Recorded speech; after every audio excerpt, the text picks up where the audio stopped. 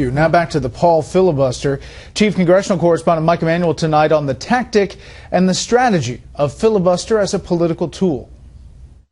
I rise today to begin to filibuster John Brennan's nomination for the CIA. And with that, Rand Paul slammed on the brakes in the Senate. Paul said he was challenging the constitutionality of drone attacks on Americans here in the U.S. I cannot sit at my desk quietly and let the president say that he will kill Americans on American soil who are not actively attacking a country. The Kentucky Republican said it wasn't anything personal about John Brennan or President Obama. It was about principle. Were this a Republican president, I'd be here saying exactly the same thing.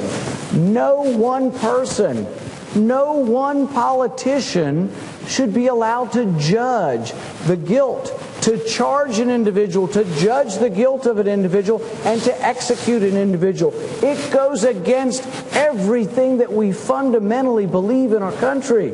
Paul says he was not satisfied by the responses he has received from Attorney General Eric Holder and Brennan on this topic. So he implemented a tactic used in the past, made famous in the film Mr. Smith Goes to Washington, but used most recently by Vermont's Bernie Sanders, who objected to an $858 billion tax bill in December 2010 and held the floor for more than 8.5 hours. The effort also raises Paul's profile with conservatives as he considers a run for president in 2016.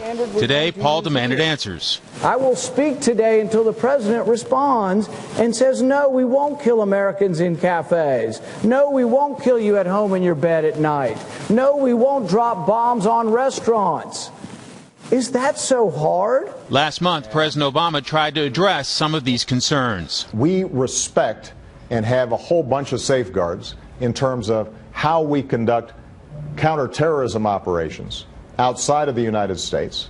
The rules outside the United States are going to be different than the rules inside the United States.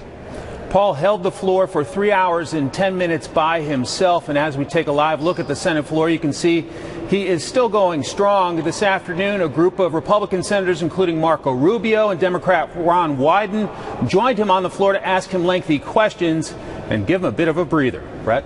Okay, we'll continue to follow that and have more with the panel. Mike, thanks.